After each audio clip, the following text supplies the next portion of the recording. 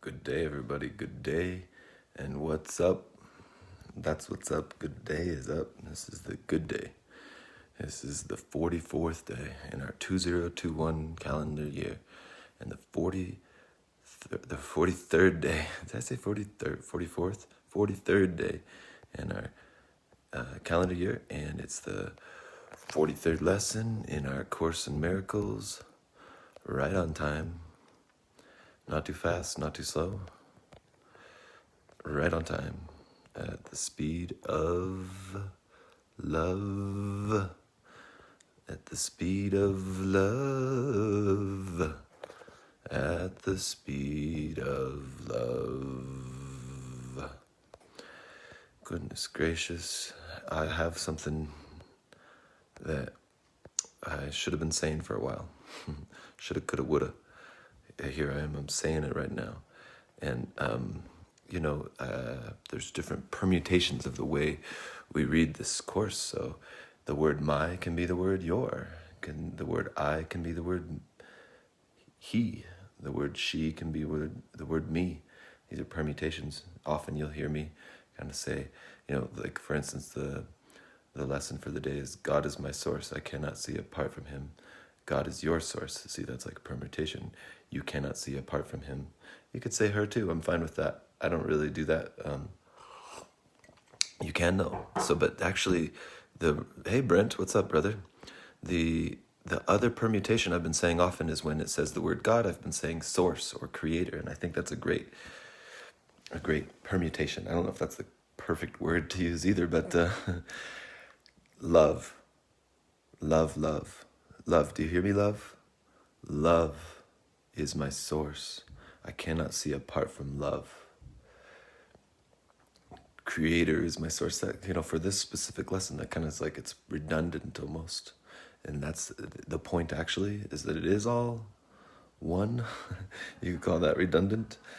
And yet it has to meet us where we know we are and where we know we believe we are, with our distinctions and all our particularities. But hear this, now here, listen. Love is your source. You cannot see apart from love. Love is his source. He cannot see apart from love. Love is her source. She cannot see apart from love. Love is our source. We cannot see apart from love. Love is the source. I cannot see apart from love, okay? Course is always talking about only two things, fear or love, okay? Perception is not an attribute of God, or like I said, you could say love. And I know that sounds intense, but distinctly you'll hear as we go what that could mean. His is the realm of knowledge. Love is the realm of knowledge, yet love created the Holy Spirit as the mediator between perception and knowledge. Without this link with love, with God, perception would have replaced knowledge forever in your mind. That's kind of an interesting hypothetical. Without if, it's hypothetical in some ways. Okay, with this link with God or with love, perception will become so changed and purified that it will lead to knowledge. That is its function as the Holy Spirit sees it. That's your higher mind, as the higher mind sees bless me, hey? No excuses. As the higher mind sees what we know we believe in, and as it uses it, that is its function. Therefore, that is its function. Where? In truth.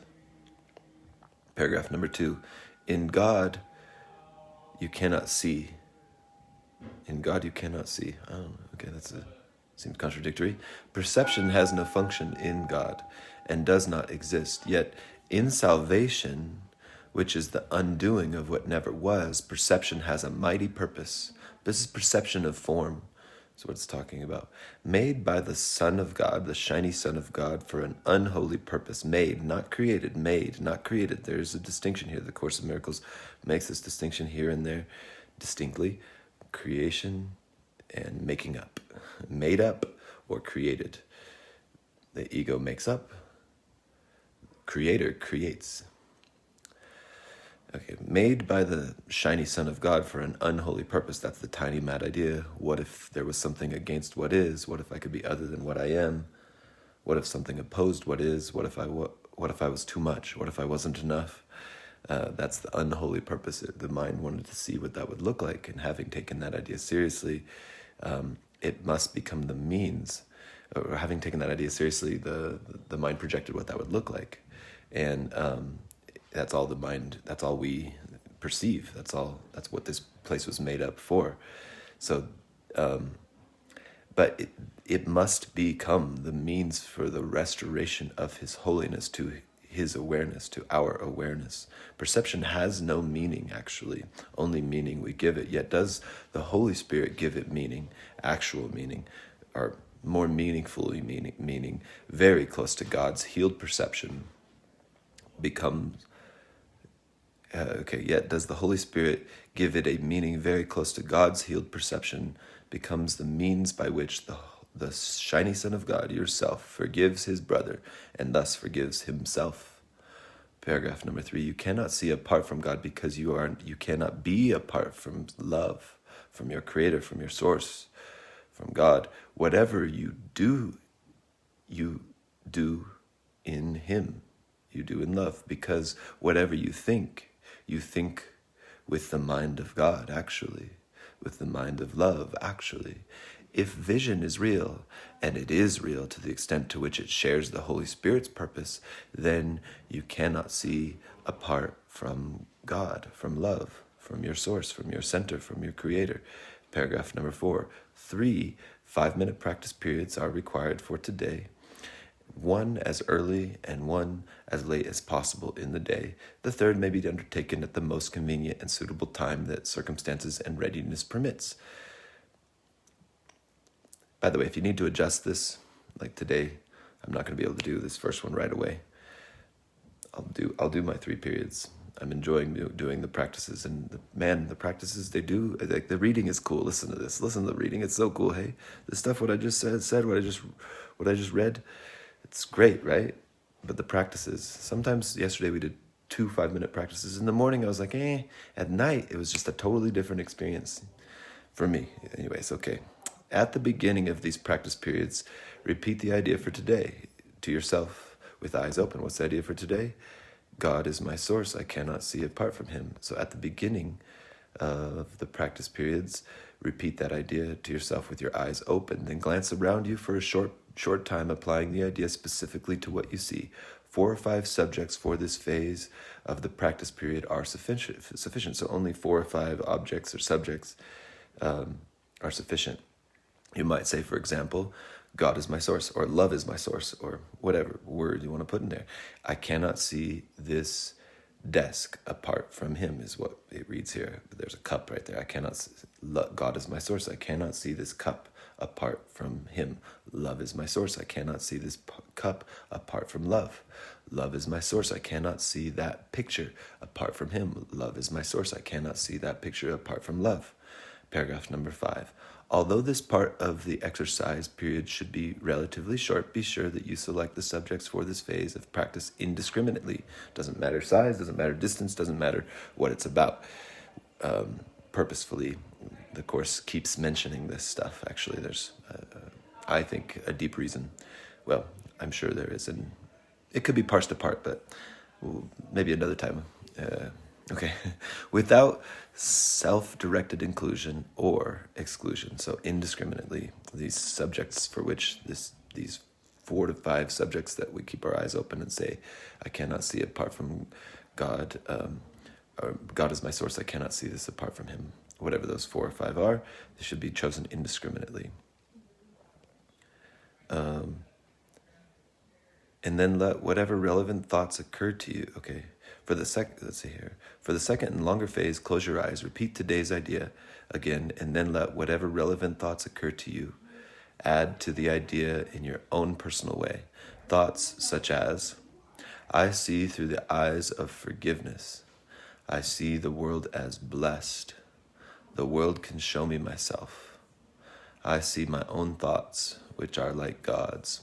So these are just whatever relevant thoughts, the relevance to this idea. I see through the eyes of forgiveness. For what? Forgiveness. I see the world as blessed. I see the world as sanctified.